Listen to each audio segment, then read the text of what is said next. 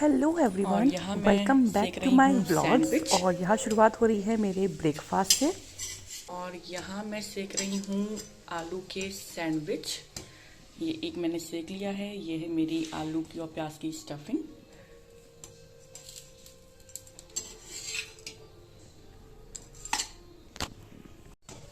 ये है मेरा लास्ट सैंडविच। और आज ना थर्सडे है तो हस्बैंड घर पर ही है। और यहाँ हो गया है मेरा ब्रेकफास्ट रेडी। और आपसे मिलती हूँ मैं अब ब्रेकफास्ट करने के बाद। और यहाँ पे ना आज ठंड बहुत ज़्यादा थी और धूप भी नहीं थी, तो इसलिए मैंने आज अनाया को नहलाया नहीं था। उसमें ना मैंने खाली क्लोथ्स चेंज कर दिए थे। तो यहाँ पे मैं अनाया के क्लोथ्स चेंज कर रही हूँ।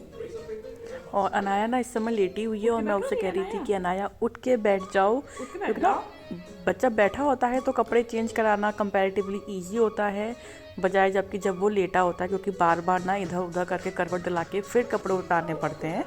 और यहाँ पे मैंने टीवी चला रखा है ताकि ये अनाया चुपचाप शांति से कपड़े चेंज करवा ले, वरना वो बहुत ज़्यादा इधर उधर भागती है।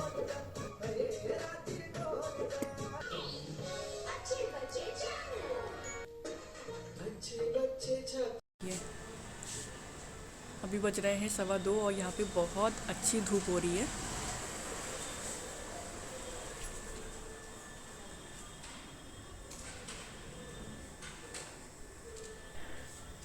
और कल ना हस्बैंड ने एक्चुअली बनाई थी मटर मशरूम, और मैंने आज बनाई है दाल।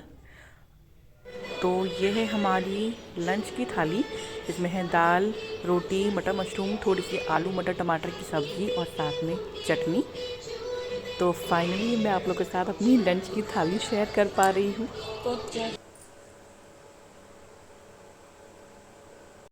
तो यहाँ पे अनाया सो गई है और अभी बज रहे हैं 4। और आजकल ना अनाया लेट सोती है। एक्चुअली होता क्या है, वो मॉर्निंग उठती है लेट, 10:30 बजे, 11 बजे, 11:30 बजे। आज उठी थी वो 11:30 के करीब। तो वही है, लगभग 4 से 5 घंटे तक खेलती है। उसके बाद में जब उसकी एनर्जी पूरी ड्रॉप डाउन हो जाती है ना, तब वो सोती है। तो यहाँ पे उसको बहुत मुश्किल से सुलाया है। और लंच मैं कर चुकी थी। आज मैंने फाइनली थाली शेयर करी आपके साथ में। तो मैं ना आप लोग को एक चीज़ दिखाना चाह रही थी कि मैंने ना अपने लिए कुछ प्रीवियस ईयर्स के जो पूर्वालोकन के जो सेट्स हैं ना डिफरेंट सब्जेक्ट्स के, वो मंगाए हैं। तो यहाँ मैं आपको पहला दिखा रही हूँ जनरल ज्योग्राफी का। और ये मैंने कुछ टॉपिक्स पढ़े भी हैं, ऐसा नहीं है। और इसमें ना क्या दे रखा होता है, थ्योरी के साथ में ना उससे रिलेटेड क्वेश्चंस दे रखे होते हैं जो कि प्रीवियस ईयर्स कॉम्पिटिटिव एग्जाम में आए हुए रहते हैं।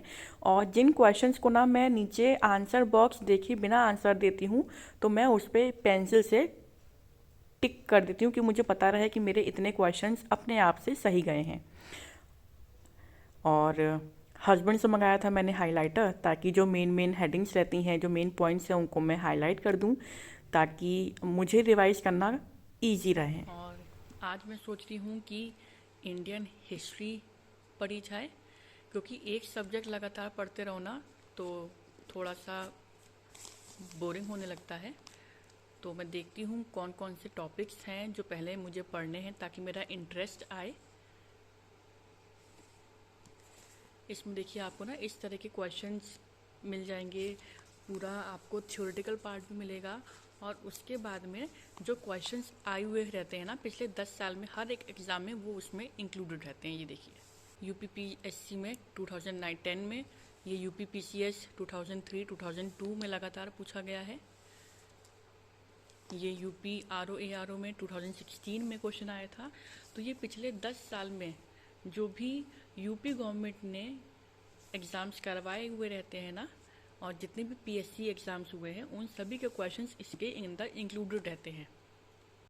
तो ना अगर आप ये जो पूर्वालोकन वाली जो बुक्स है ना, अगर आप इसे अच्छे से प्रिपेयर कर लेते हैं, तो आप ये मानिए कि आपका जो प्री होता है किसी भी एग्ज़ाम का, जो फर्स्ट स्टेज है ना, वो आपकी ईजिली निकल जाएगी। और ऐसा मतलब मेरी एक फ्रेंड है, उसने मुझे सजेस्ट करा, तो मैंने मंगवाई और उससे पहले मैंने यूट्यूब पे भी काफ़ी सर्च किया था। तो जितनी जो टॉपर्स की अकेडमीज रहती हैं, जो आईएएस और जो पीसीएस की तैयारी करवाते हैं, उन लोगों ने भी सजेस्ट करा कि हाँ, अगर आपके पास में टाइम की शॉर्टेज है ना, आपके पास 3 महीने या 4 महीने हैं, तो आप एक सब्जेक्ट की जो अलग अलग थ्योरेटिकल बुक्स होती है ना, आप वो नहीं पढ़ सकते क्योंकि सिलेबस काफ़ी ज़्यादा वास्ट रहता है। तो उसके लिए मैं आप बिल्कुल प्रिफर करिए जो पूर्वालोकन की जो बुक्स है ना, वो। तो ये तो सिर्फ अभी 2 सब्जेक्ट की मैं आपको दिखाई हूँ।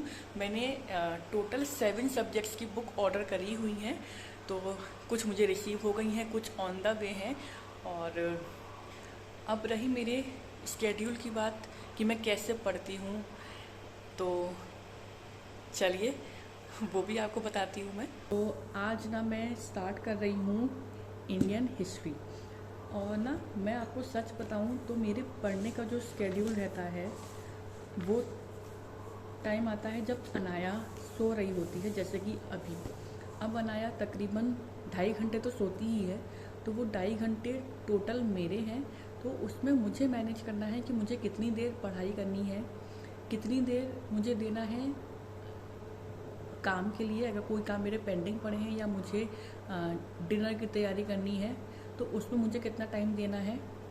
तो वो चीज़ मुझे डिसाइड करनी है। और किसी किसी दिन मैं बहुत ज़्यादा थकी हुई रहती हूँ, तो फिर मैं टॉप मोस्ट प्रायोरिटी पे रेस्ट को देती हूँ, क्योंकि अगर हमारी ही बॉडी थकी हुई रहेगी ना, तो ना हम बच्चा देख पाएंगे और ना ही हम किचन के काम कर पाएंगे।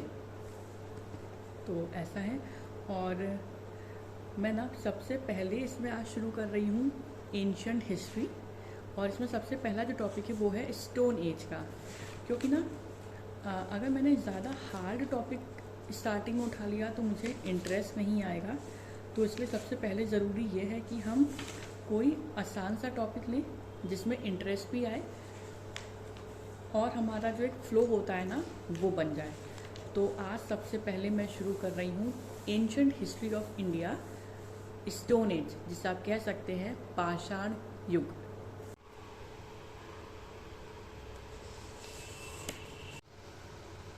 तो यहाँ पे मैं अपने हाइलाइटर के साथ हो गई हूँ रेडी, और जो भी मुझे इम्पॉर्टेंट लाइंस लग रही होंगी ना, उन्हें मैं हाइलाइटर से अंडरलाइन करती जाऊँगी, जिससे कि वो जो इम्पॉर्टेंट लाइंस है ना, सिर्फ वही हाईलाइट होंगी। और मुझे बीच में जब कभी भी टाइम मिलेगा ना और मुझे रिवीजन करना होगा, तो मेरे लिए केवल उन हाईलाइटेड लाइंस को रिवाइज करना ईजी रहेगा। और अभी ना यहाँ पे बज रहे हैं 7 और अनाया मेरी गोदी में बैठी है और यहाँ हम बैठ के टीवी देख रहे हैं। तो ये देखिए अनाया। हाँ, हाँ, हाँ, हाँ। अचानक से डिसाइड हुआ कि चलो आज नॉनवेज खाते हैं। तो बनाएंगे नहीं, रेडीमेड आएगा। हम लोग ने शायद अब तक एक ही बार नॉनवेज बनाया है घर पे, बाकी हम लोग खाते हैं तो रेडीमेड ही आता है। और आटे की बात रही रोटियां बनाने की, तो हस्बैंड बोले कि अभी तुमने आटा लगाया नहीं है, तुम्हें आटा लगाना पड़ेगा। तो जब मैं जा ही रहा हूँ तो मैं रोटियां भी बनी बनाया ही, तो मैं रोटी भी बनी बनाई ही ले आऊँगा। तो इस तरह से अभी का पूरा जो डिनर है वो रेडीमेड आ रहा है, तो मुझे कुछ नहीं करना है, यानी कि ये टाइम फ्री है। तो बस मैं अनाया के संग खेल रही हूँ। और ये देखिए मैं शाम की दिया बत्ती कर चुकी हूँ। मैं ना धूप बत्ती जलाती हूँ। तो इस समय के लिए अब और कोई भी काम नहीं है। और ना मैंने अभी जस्ट कैप उतारी थी, और कैप लगाने से बस एक चीज़ होती है कि बाल एकदम चिपके चिपके से होते हैं। तो और सुबह से लगाई हुई थी कैप, तो इसलिए मैंने थोड़ी देर के लिए कैप उतार दी है। यहाँ पे ना ठंड इतनी ज़्यादा हो रही है कि जो भी पार्ट ऐसे मतलब अनकवर्ड रह जा रहा है ना, चाहे आपके पैर हो गए, सर हो गया, कान हो गए, तो वो इतना ज़्यादा ठंडा हो जा रहा है। और संक्रांति भी निकल चुकी है, लेकिन यहाँ पे ठंड कम होने का नाम ही नहीं ले रही है। पता नहीं कब ठंड कम होगी और कब वेदर चेंज होगा। मुझे ना जाड़े बिल्कुल भी पसंद नहीं है, मैं समर वाली पर्सन हूँ। मतलब उसमें ना आपको टेंशन नहीं होती है, बच्चे के लिए भी लेके कुछ ज़्यादा दिक्कत नहीं होती है। आराम से खेल रहा है ज़मीन पे बैठ के, दिन में 2-3 बार गीला हो रहा है, पानी में खेल रहा है, कोई दिक्कत नहीं। कहीं जाना हो तो लगेज की टेंशन नहीं, जाने में कहीं ट्रैवल भी करना हो ना तो लगेज इतना ज़्यादा हो जाता है। तो और यहाँ पे अनाया खेल रही है। अनाया, अनाया, हाँ, ये, हाँ, हाँ, हेलो, मामा, अनाया सिंह राम राम, हाँ।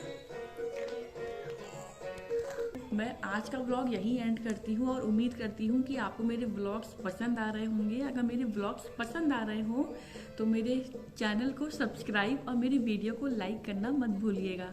मिलती हूँ आपसे नेक्स्ट व्लॉग में। Bye bye.